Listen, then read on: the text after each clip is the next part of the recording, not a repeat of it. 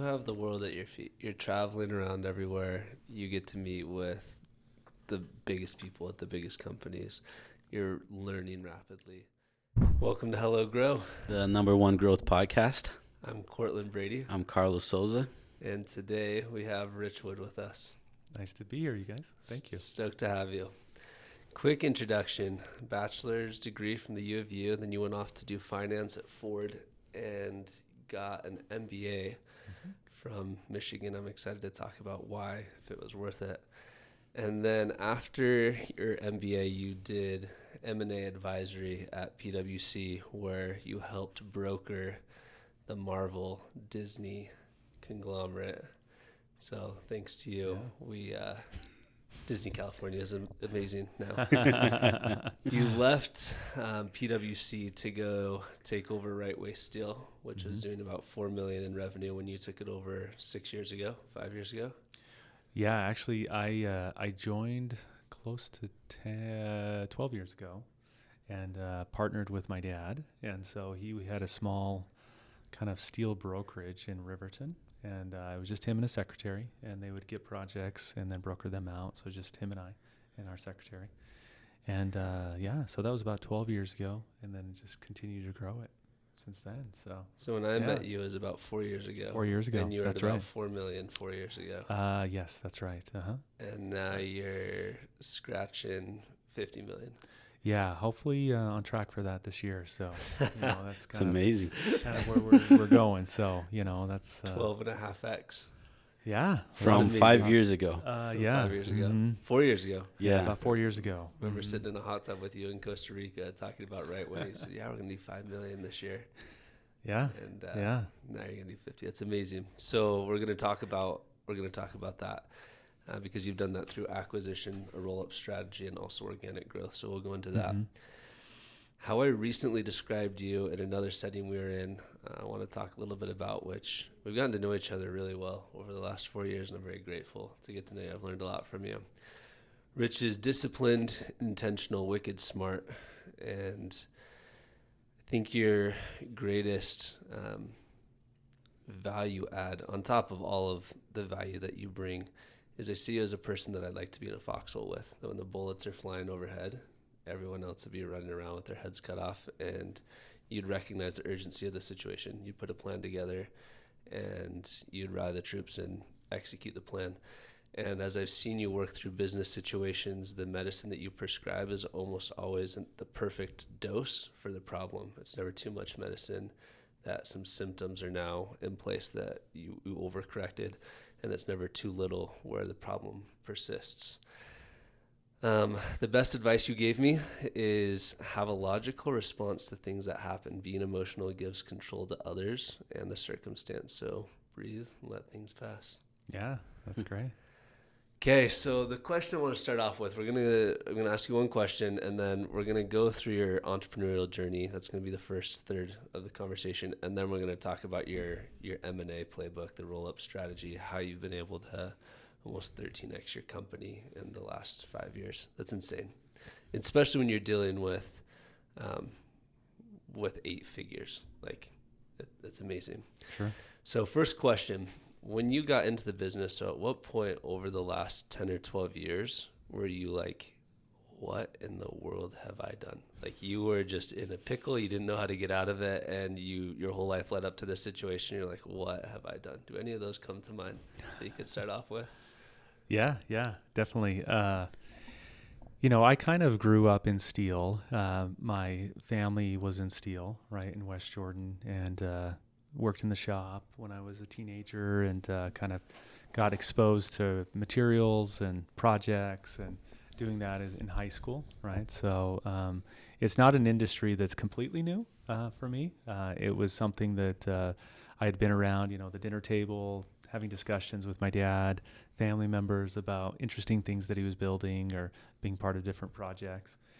And also the pains and trials of being an entrepreneur and a business owner. And so, dealing with employees or issues or quality or safety or whatever it might be. So when I came back from basically California and came back to Utah and partnered with my dad, I kind of had some inclination of what it would be like and the type of work we would do and we would work with and clients and things like that. But I didn't ever have a true understanding of the complexities of some of these projects that we work on.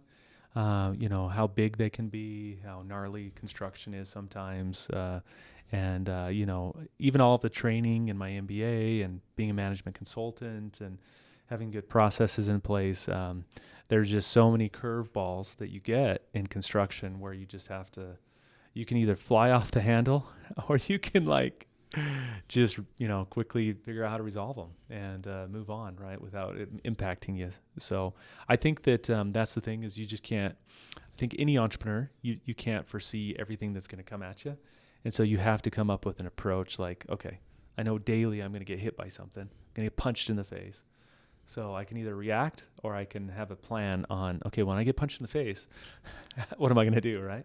So it's the old, I think it was Tyson that said everybody has a plan until they gets punched in the face. So I have a plan for getting punched in the face. Bitten on the ear. Yeah, or bitten on the ear, right? Yeah, exactly. So, I think that's. So what was one of those experiences where you guys are knee deep in a project? And Yeah, you're just getting punched in the face? Yeah, certainly. So we were doing a big project for a company in Oregon. We were building a big data center.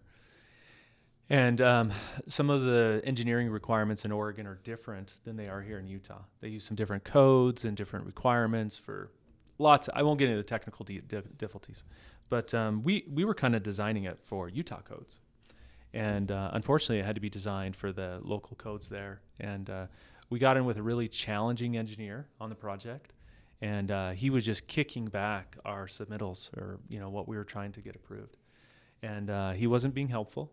He was just being kind of an ass and just nope, and every kick it back. And unfortunately, in construction, you have deadlines and your project has to progress, right?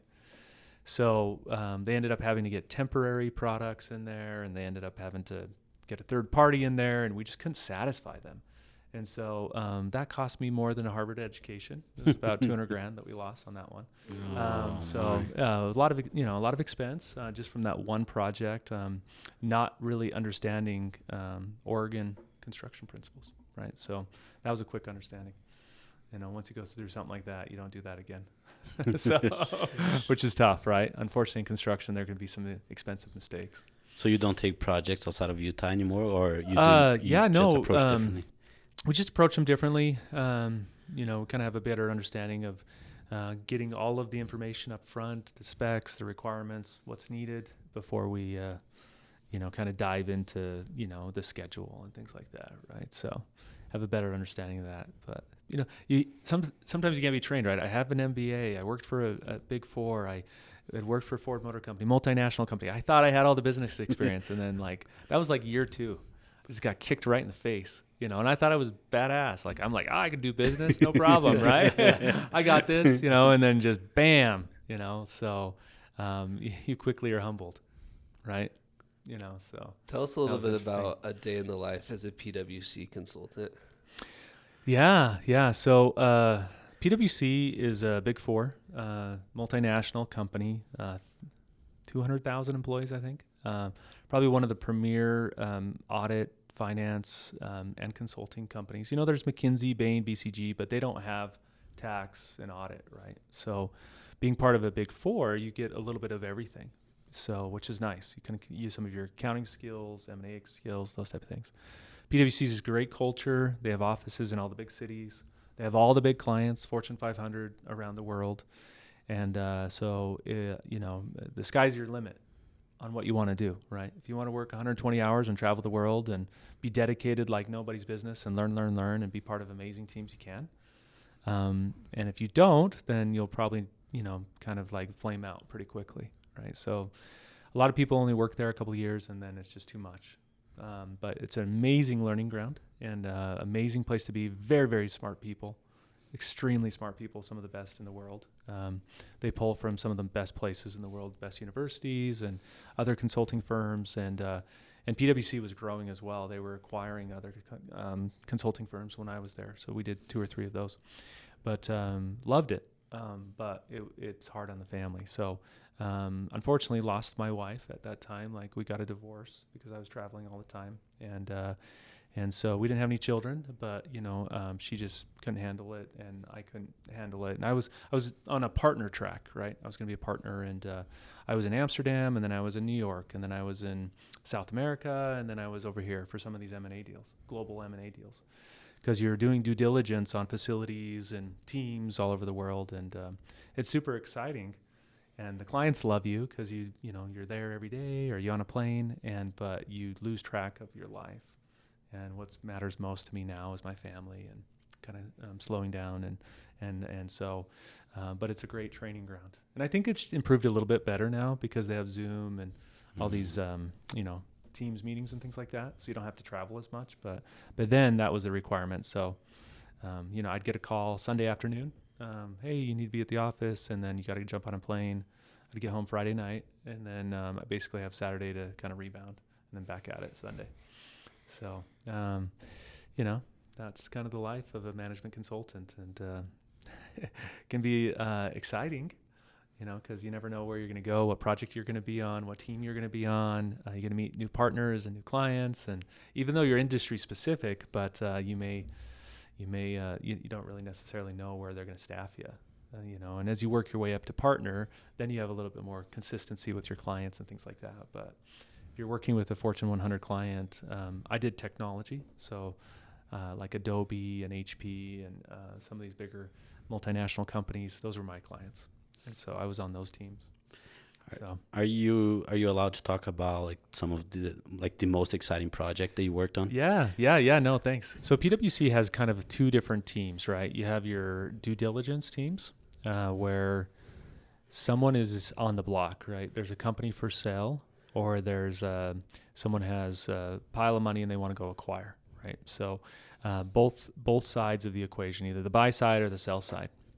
And so our team would represent on both sides. Sometimes, we would go represent buy side. We were trying to work with like an Apollo or Carlyle or, Blackstone or something to buy a company. Or we were working on the sell side and representing like an HP or someone that's going to do a divestiture and divest a portion of their business. And so, and then we would also do quick due diligence for some private equity groups where we would do like, kind of a hit list of certain due diligence activities for them because they're going to buy somebody, right? So it depends on, that's kind of the pre-merger activity. And then post, once the acquisitions occurred or there's been a divestiture, we would help in the integration or the carve out of the business, if you would say, to kind of make sure they're standalone or that there's the synergies, those type of things. And so I was able to work on both sides of the equation, pre and post. And the pre is pretty exciting because it's really quick. And there's usually an auction, right? There's 2 or 3 companies interested in buying. And so they've all hired a consulting firm to help them do the due diligence. The post is usually a little bit more drawn out and, like a 12-month plan, and you have certain deliverables and, and the post is kind of creating synergies and those type of things. And so, but to your question about most exciting, when HP had bought EDS, EDS is Ross Perot's company.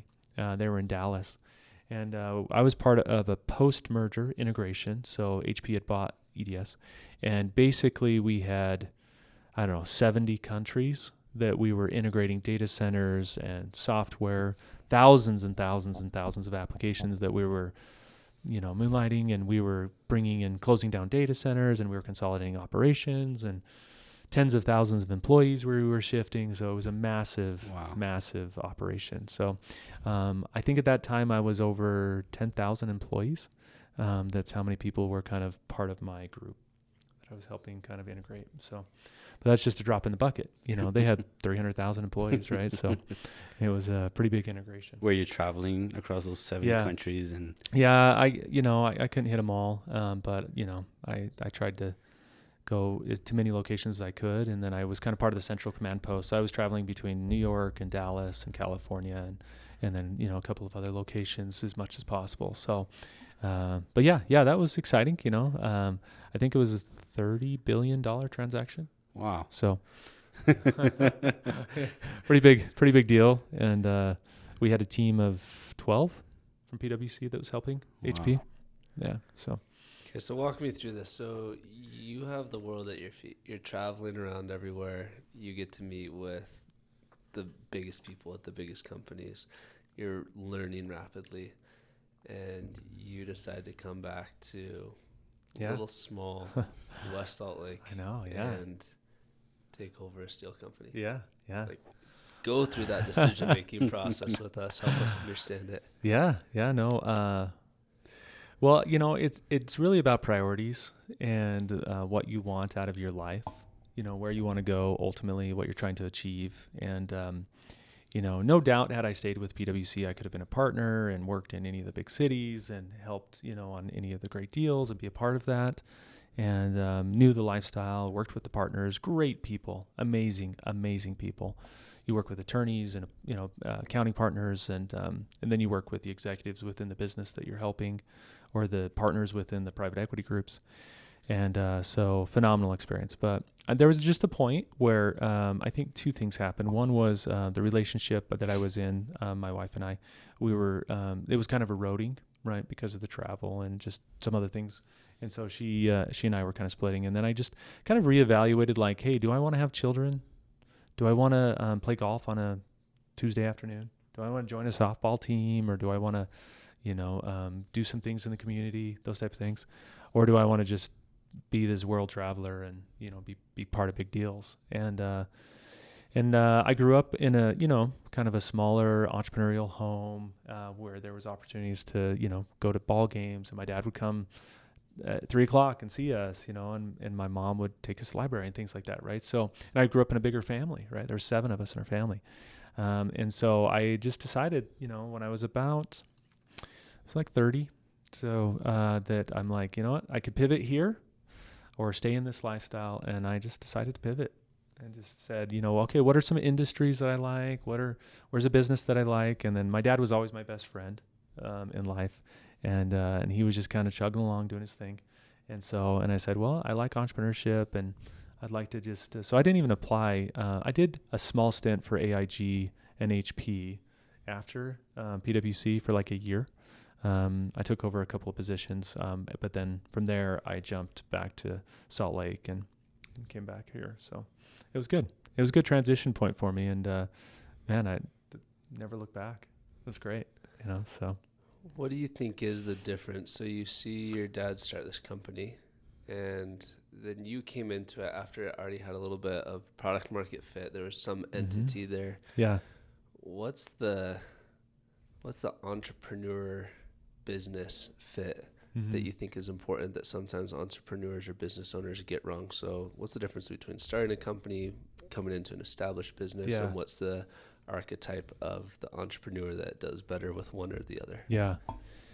So I think a lot of people want the founder status, right? Like, I want to be the founder. Like, that's so sexy or whatever, which is great, but how many businesses fail? How many businesses you put all your time, effort, and money into, and then it just it implodes, right? So, and I'm much more of a team player, right? Like, I don't like taking the glory. I don't want to take look at me, I have a friend that has this shirt that says self-made. Like, I love him to death. Like, he's awesome. But I'm like, does his license plate say that too? There's a guy in Salt Lake with a license plate that says self-made. Yeah, self-made. Yeah. I wonder how often he has to get his car repainted. So, it's cool to be a founder. That's fantastic. But, I also think it's really cool to take something and grow it, right? Like, and water it and build it and develop on it and go beyond what was already previously there and take it and expand it, right? So how many businesses really grow beyond the founder, right? So, it's fine to start a business. That's great. You'd be great. But to then take it to the kind of the next levels, that's really exciting, right? Like, even McDonald's, right? Ray Kroc didn't found McDonald's. It was a burger stand that he bought. And then he moved it and he rebranded it and changed it, right? I'd say most of the biggest businesses, most successful businesses, were built upon a stepping stone. What do you think the difference is in the archetype for a scale-up person versus a startup person? Yeah. That's very interesting. So, and I did take a class in my MBA program about scale and scaling versus founding. And they said that it's very, very rare for a founder to be able to scale above and beyond a certain point. Did they say what that point was? Yeah, some of them said like first funding round. Yeah, they said that they just they had the idea, they were super energetic, they were excited about it for a couple of years, but then they were like, I'm out, like I'm bored, right? And so then you get in an operator and you get in a real president that has business experience or whatever, and then they can scale it. They know how to manage HR, policies, procedures, legal, all the things that a scalable business needs, right? And so I'm a big fan of finding a small business that you think you can scale based off of certain, attributes or principles of that, right? And mine just happened to be steel, and that's kind of how we've done it, right?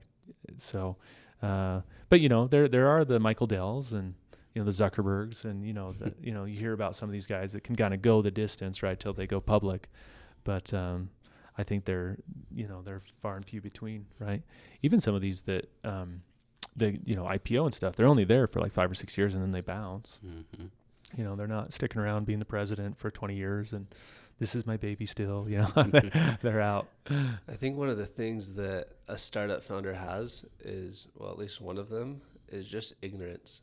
They have no idea how difficult it is. How difficult it is, because if they did, they probably wouldn't do it. Like, you have to overcome this hurdle, this hurdle, this hurdle. But when it's your first time founding a company, you're like, well, yeah, of course I'm going to do this. And then you run into the hurdle. You're like, well, look how far I've come. I can't stop here. So you overcome the hurdle. And then the next thing and the next thing, you think, like, that first 4 years was not a good use of my time at all. The return on investment was so in the negative that it was like, what have you done? Yeah. And then it actually turns into something years after that. But I think somebody that has an MBA that's gone through the process to go and start something, like, well, you have to find product market fit and message market fit, and then you have to get a founding team, and then you can't run out of capital, and you have to do all these things.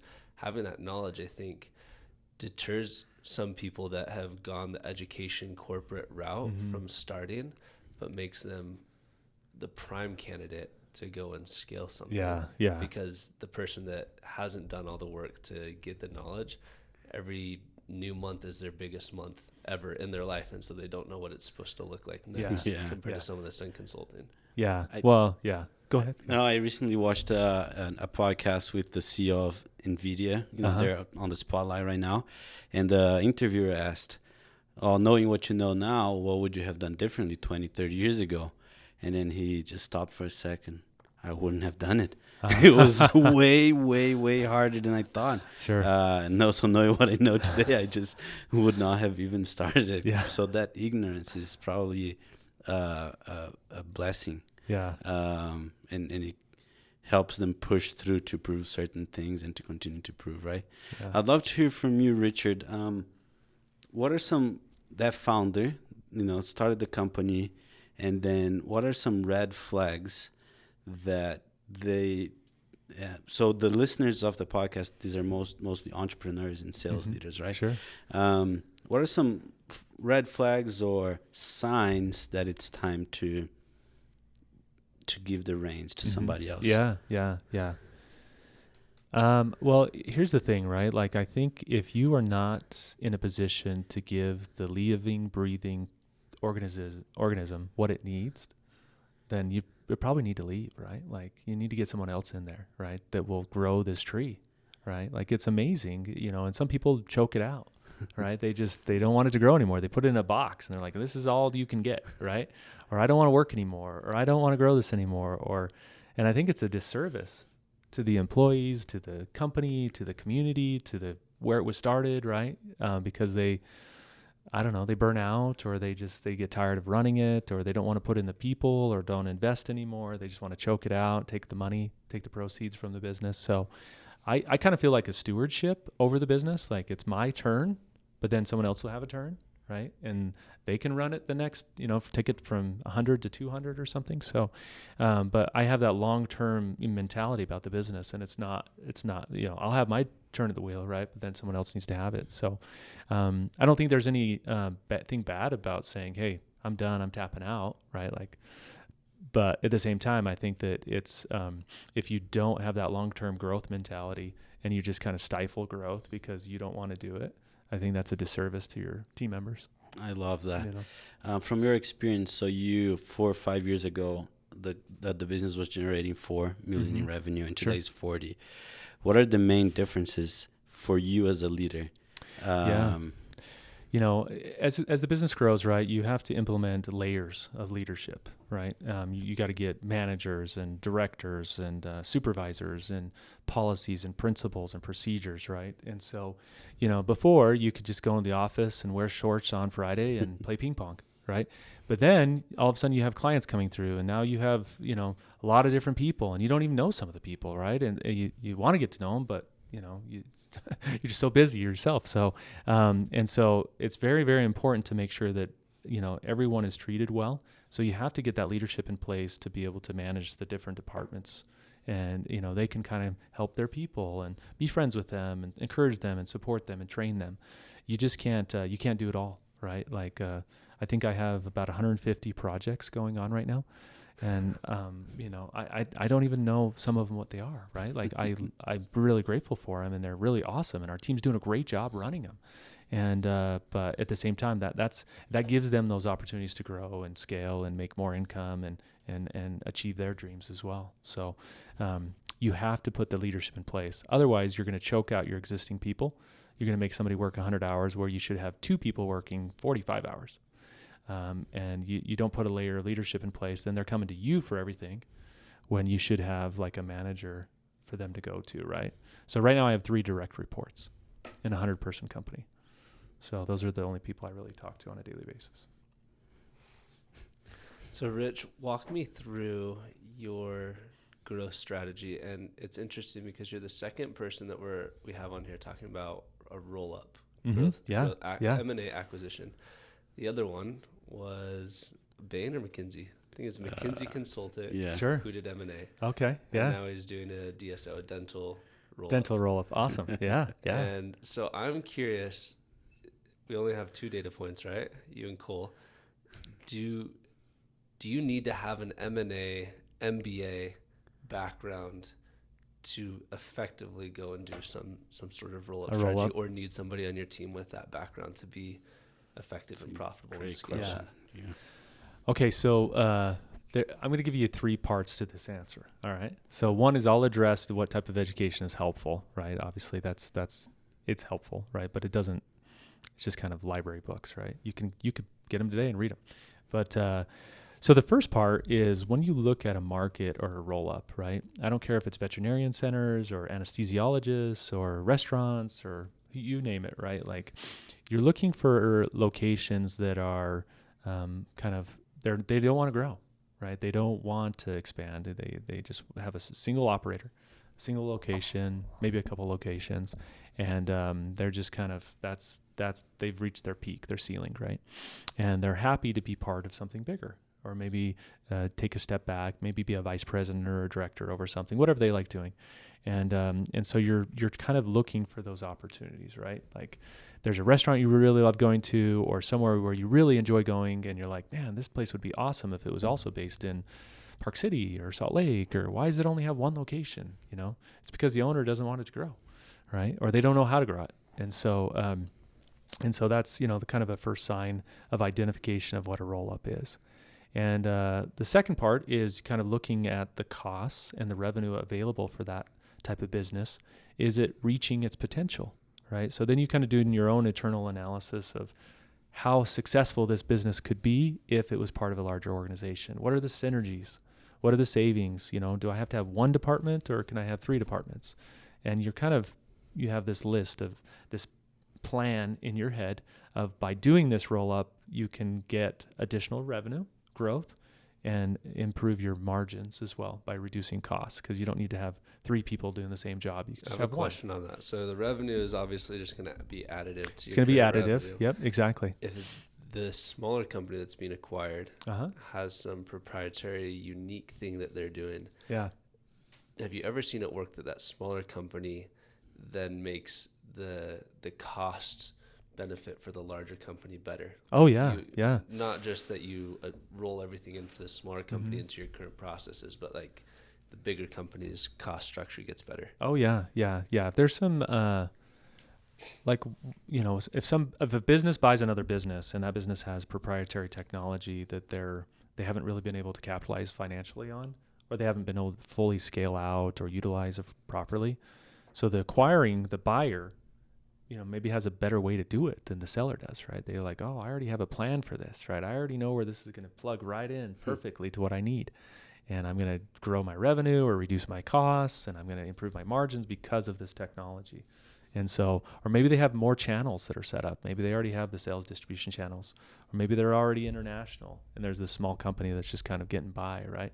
So it could be a channel strategy. It could be a product strategy. There could be, and I've seen acquisitions where they just bought the IP. They didn't care about the business. They just wanted the technology. Interesting. And they, maybe the employees come over, maybe they don't. Maybe they just buy the technology and then they use it and scale it, right? Bring it into their own business. So there's ways around that as well. So the last part about, what education you need to be able to do a roll up or, a strategy around this. So there's a lot of complexities. Obviously there's legal. You have to know, you buy this business, are you absorbing their liabilities? Are you absorbing their legal issues? What are you bringing into your fold? Are you taking in a poison pill? You're taking all this garbage, or they're going to be clean, right? That's a big part, right? Because everyone's excited for the revenue and cost cutting and all these things. Well, they might bring problems, big problems, or small problems that become big problems when they come into your company, right? Have you done any equity purchases or all asset purchases? Yeah, so there's multiple ways to do it. Different industries do different ways, right? So within us, we've kind of done asset acquisitions, which limits some of the liability.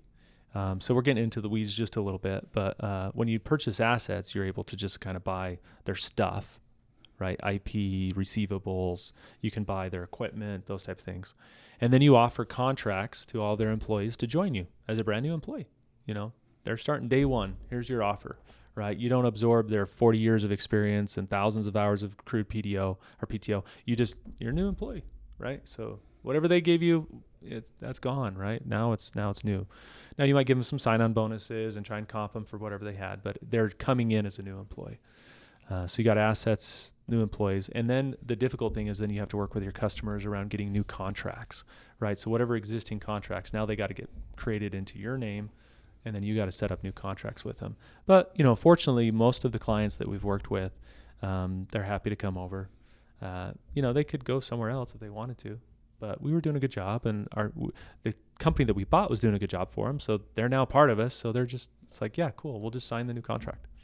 So you do have to create new contracts with them, but that's also an opportunity to kind of weed out some of the problems. But then none of the liability comes over, right? Because it's an asset purchase. Mm-hmm. So what was your most lucrative purchase, and what was unique about it that made it lucrative, and what was a nightmare? Yeah. So we've really only started kind of the strategy over the last 2 years. The proof's still in the pudding. I think that lucrative could be, from a profitability, how much money is the company making that can then be distributed to employees, pay down debt, be pulled out of the business as a business owner, be used for future growth, those type of things, right? So you have two sides to kind of measure that. You have, okay, how much revenue is this bringing? Are they bringing $1 million, $2 million, $5 million? And then what's their cost structure so that they can add to the bottom line, right? So you don't want to grow in revenue and decline in profitability, right? So you could go let's say I was doing 5 million and making 500,000 in profit, but if I do 10 million and do 250,000 in profit, it's not very good business, right? You're doing more and making less, right? So the goal is to do more and make more, right? So if I do 10 million, I want to make $1 million, not 500,000, double it. So you want to make sure that all ships are rising, right? So the way to do that too is then to enact some of those synergies, right? So this business is operating and here's their profit. This business is operating and here's their profit. Together, 2 + 1 + 1 is 3. You can make more profit because of the two are stronger together. From sales strategy, from business operations, all those things. So you're trying to cut out some of the costs and trying to increase the revenue collectively as well. So personally, it's hard to tell, like our 12X over the last 5 years, a lot of that has been through acquisition. A lot of that has been through strategic hires. But I also think it's awesome. It's like a snowball because you grow and then people want to join you because you're growing, and then and then you acquire and then people want to join you. And so you get both sides of the equation. You can acquire and then you get to hire new strategic hires as well, to fill new roles and things like that. So going back to the question of the makeup of the business operator. Mm-hmm. So I did think of one more. So it's you and Cole who both are doing a roll-up strategy with MBAs and consulting backgrounds. Troy Mason Mm-hmm. was on the Yeah. podcast. He did a roll-up, and it was a massive roll-up with Technoglass. He didn't have the MBA, and he didn't have the consulting background, and it was very successful. So as you think about those people and other people that have been successful with roll-up, what boxes do they check that makes them effective roll-up Yeah. operators? Okay, so I haven't taken outside financing. Okay, so I haven't gotten a private equity group to buy into the apple, and then they're going to help me and provide funding for all of my future roll-ups. Okay, a lot of businesses do. They'll say, hey, I'm going to sell 5% or 10% of my business, get some money in the door, and then they've got this big kitty of money that they're willing to use for us to acquire, right? They're going to allocate 50 million or 100 million to go buy a bunch of bolt-on businesses, right? And they have very smart MBAs. They have management consultants. All the private equity groups that you talk to, a lot of them are ex-consultants, or they're venture capitalists, or they're ex-iBankers that have gone to private equity. And so they kind of have this experience and knowledge that they've come up that route. So Troy, speaking of that, he had a partner down in Texas that had a big pot of money, excellent expertise, and basically whoever said Troy said, let's go buy them, they're like, do it. And he bought like 20 glass companies, I think, within a span of like 3 years. Blew up his company, all the way up, and then exited.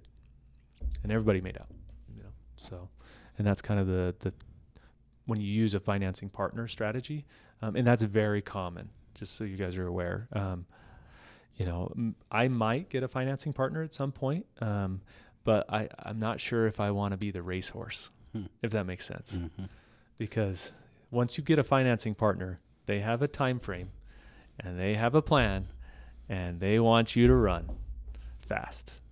So it seems like one of two paths are available. One path is this Troy path. Troy's one of the best negotiators, one of the best salespeople, makes people feel like $1 million in the first 30 seconds Definitely. of an interaction.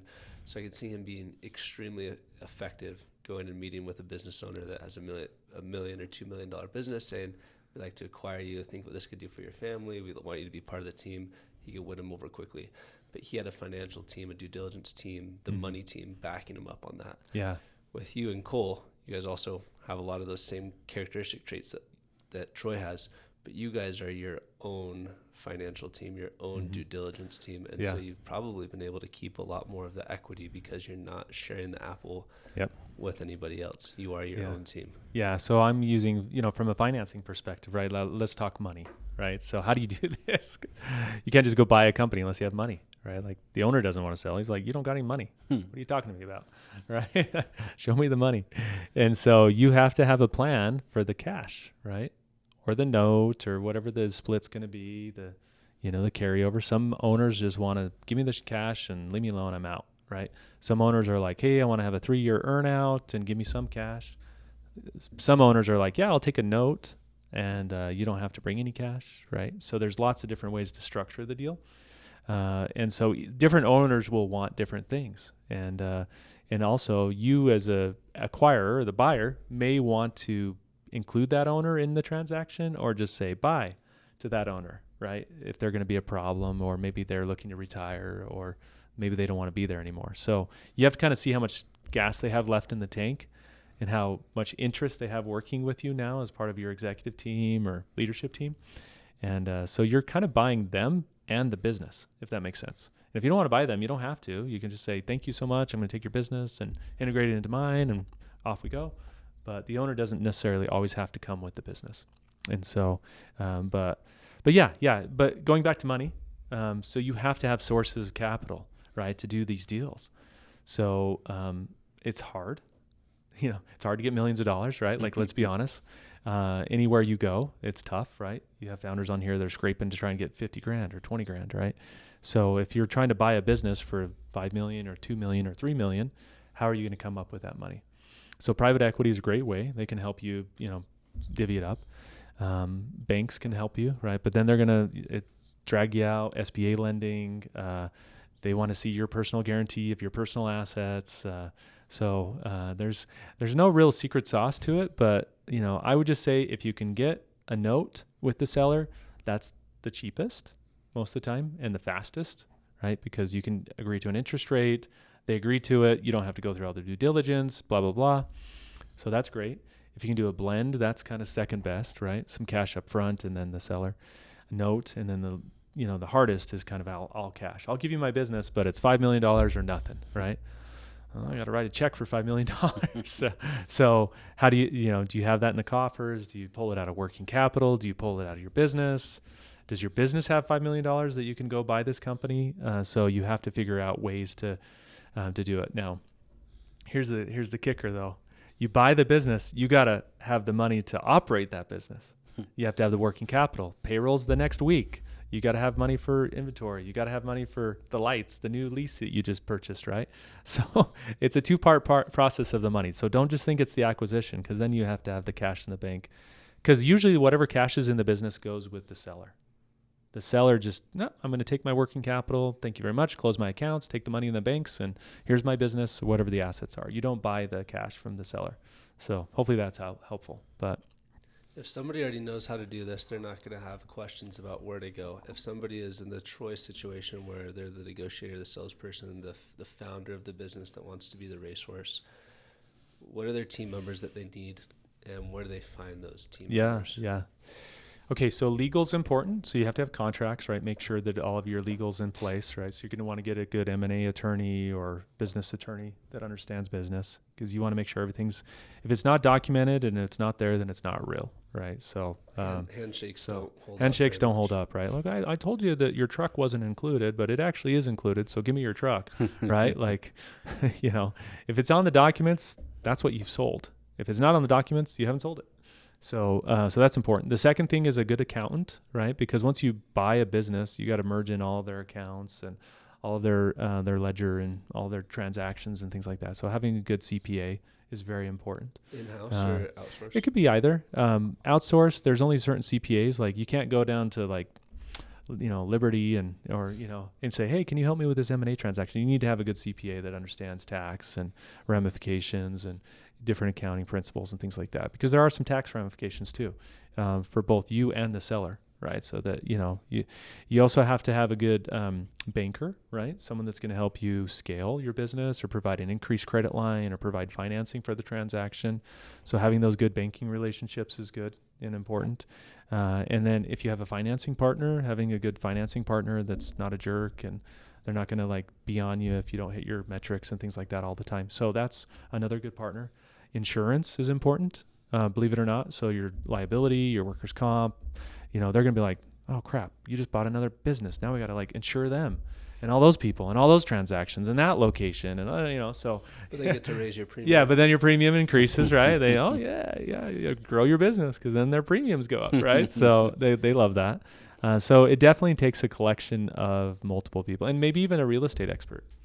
Because if you're buying real estate as part of the transaction or you're leasing something, you need to have maybe a real estate attorney or a realtor to help you grow your facilities as well. So, you can't do it by yourself. And by the way, if you're running the company, you got to do both things. You got to run the company and bring this new company in. So that's, sometimes a lot of partners will just hire a third party to help them.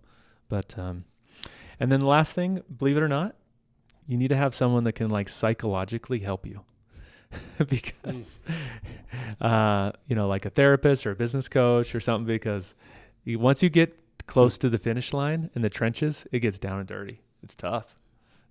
On the purchase and sell side. What's tough about it? Sellers back out. They get scared that their business is gone and their baby's gone, and that they have nothing else to do. Buyers get scared because they think the seller's not disclosing something, or they find a crack and they think that the whole thing is broken. And so they don't want to buy, right? And they just want to walk away and say, that's bad business. I found some issues in due diligence or whatever.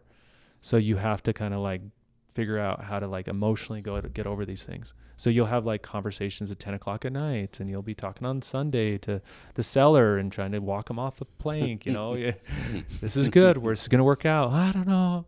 my cousins came in and, wanted to change the valuation. I have a friend that came and said that I'm selling it for too low, and you're like, oh God, here we go. So you gotta like manage that emotional side of things too, right? So just like anything else, it's a very, very emotional situation. I bet. So, especially for small business sellers, right? They have like a one operation. I have an interesting question. If we take a couple of steps back, let's say that we're running a business that's growing organically, at a good rate. Mm-hmm. So I don't like the word organically because sales is tough. Sales is hard. So through sales and we're growing 50% a year. Yeah. And we see that's sustainable for the next 5 years. For a founder that's listening to the podcast, how do I know if I just put more fire in sales versus let's take some of that cash and put it into acquisitions? Yeah. Maybe what are some questions that they can ask? Well, I think that you have to look at the market that you're selling into, right? What the product is that you're selling into. And you have to kind of determine, hey, if we keep selling in this market, are we going to be tapped out, right? Like, what's the market potential for this market? So you can keep hiring salespeople and keep pushing the product and training them and increasing the quotas there and improving that, right? And growing that revenue. And by all means do that, right? But you also have to understand diversification.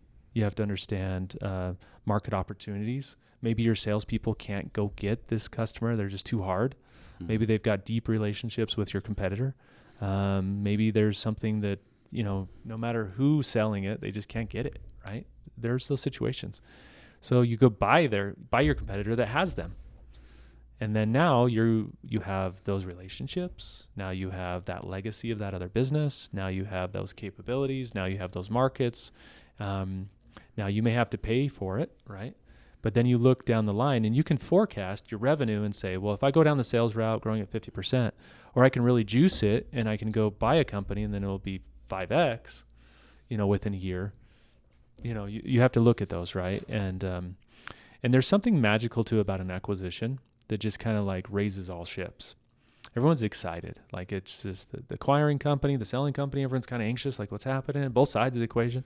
And so salespeople will also be like, wait a second, they have salespeople too. I got to beat them, right? The best thing I've ever heard about sales is not to motivate your top sellers, is to motivate the middle to beat the top. And that will drive your best sales, right? It's just something I've kind of learned, right? So, because they don't want to be beat by the guys that are below them or gals that are below them, right? So you don't have to really motivate your top salespeople. You just motivate the middle. But anyway, so sometimes when you bring in another company, they see other salespeople, they're like, oh, I gotta do better than them, right? So it creates some competition as well, which is, kind of nice. But you have to look at the dollars too. How much do you hire a new salesperson for? What's their quota? How much revenue can they bring in? What's the cost of the acquisition over here, and kind of marry the two. Has that ever opened up the market for you guys when you did some sort of fabrications here for steel structures, and then you buy a company that does steel, but different types of structures, different types of products. Yeah. And now you guys can go sell organically into those markets as well. Yeah. Yeah. Yeah. Well, you want to buy businesses that have decent margin that you think you can expose to increase the margin, right? And at the same time, there are some businesses that are niche that you want to bring in, and you think you can bring those products into your larger markets or larger customers. So kind of getting down into the steel element of it, and I won't get it really into the different steel products, but there's like aluminum, stainless steel, carbon steel, different types of steel, right? There's facades, thin gauge, larger steel, structural steel, miscellaneous steel. And so we have bought companies that do different things because now we can do all of those things, right? And then if I win that job, that team does it. Or if I win that job, that team does it, right? So we can offer more services to our client.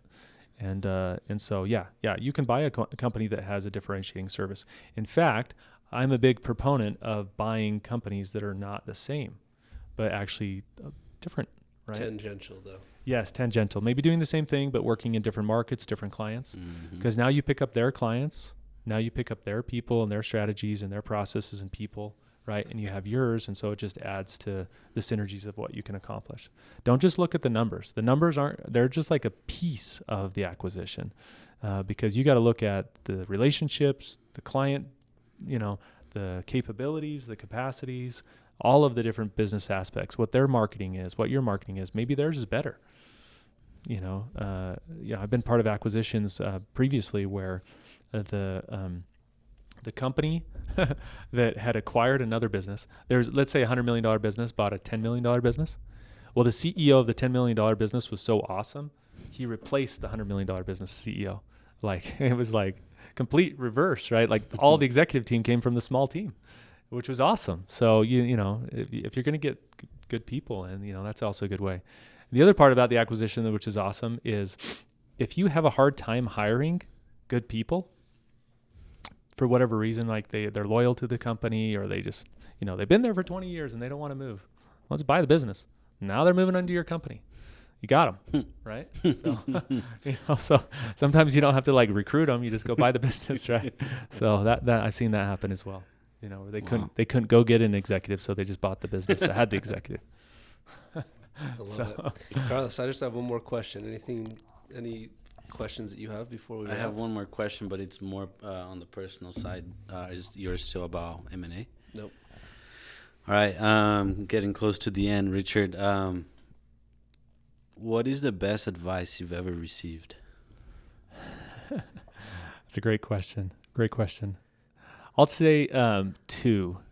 Okay, one's for business. So I had the opportunity to play some golf with Coach Witt, and their mentality of the University of Utah football program is next man up. And so many times as business leaders, we get into the stigma of, man, if this guy leaves, I am just dead, right? Like I am gone, right? What am I going to do? How am I going to compete in business? How am I going to stay, right? And so I kind of took that like next man up. Your quarterback goes down, you get another quarterback, right? Like you just keep playing. Right. So if your salesperson leaves, you just get another salesperson. And then I thought, well, how do you do that? Well, you get multiple. You get contingencies. You train multiple people. You get a next person that can come into the equation. So if somebody bends you over the barrel and says, hey, if you don't pay me XYZ, I'm leaving. All right, see ya. I'm getting the next guy. So then you're never put in that I'm in trouble position, and you can sleep better at night. So that was really great advice. Helped me amazingly in business, and I think it applies to sports, applies to business, applies to a lot of different applications, right? So that you're never feeling like if this person leaves, I don't know what I'm going to do, right? It's like fearful. And then I think the next best advice I have is probably from my dad. And I was approached by an organization to join that organization, and great organization. They do a lot of good in the community. They do tremendous activities. Really well respected. It's a great network, a lot of people. And, it was kind of an honor. I was like, oh, this is cool. This would be amazing to be a part of. And I was talking to my dad about it, and he's like, you know what? You just have to prioritize your time in life. You have to think about what is most important to you, and then just put your time into those events and those people and those activities. And you just can't do everything for everyone, so just that was really good advice as well. So I turned them down, and they're like, what? I'm like, nah, I'm cool. I want to go to my daughter's soccer game, and I want to go see my wife on Friday nights. I don't want to come to your big gala and stuff like that, right? So you just have to kind of decide. Wow, thank you. Yeah, we're honored to have you with such high priorities. Yes, we feel honored and treated to have you. Sincerity, thank you. Thank you guys. Thank you. Last question to your 25-year-old self. Yeah, sitting across the table from you. What advice do you give to 25-year-old Rich? How old are you right now? So I turned 44 in August. Yeah. What advice do you give to 25-year-old Rich? It's almost 20 years ago, right? So 25-year-old Rich was working at Ford, right? Starting his MBA program, right? So I had gone to the University of Utah. I took a job at Ford out in Michigan, and wanted to do my MBA at Michigan. They had an evening program that you could kind of do day classes and evening classes. Phenomenal. It was really great. I was always focused on the next thing, right? I was always focused on the next job, the next class, the next trip. It was never living in the present, right? Like I was never enjoying the journey, right? I was never looking back and saying, wow, this is, you know, it was like, oh yeah, when I make 100,000 or when I make 1 million or when I buy this property or I grow this business, you know, I've always been very ambitious, and I think a lot of entrepreneurs are, right? But I just didn't naturally kind of just like sit back and just enjoy it, right? The experience, and know that, you know, time will come, right? Those opportunities will come, and, you know, certain things that I'm doing will lead to those. But yeah, I wish that I would have just kind of maybe stepped back. And then, you know, joining PwC was amazing, but I think I signed up for too many things when I was there, right? Like I was on the board of this, and I was helping with this activity, and the presidents of this, and I was just too ambitious. And it distracted from my family life. So you have to have a better balance. Rich, thanks for joining, brother. Yeah. It's been amazing. This has been great. Your guys' podcast is awesome. Hopefully everybody enjoys it. They will. That's a wrap. You've been watching Hello Grow, the world's #1 growth podcast. I'm Cortland Brady. I'm Carlos Souza. If you've watched this video so far, it means that you like the content that we're putting out and the people we're interviewing. We're putting together a community of business leaders, entrepreneurs, and sales leaders. You liking, subscribing, and sharing this content helps us reach those that are going on that journey. If you want to be a part of this community, please subscribe, smash that like button, and turn on those notifications.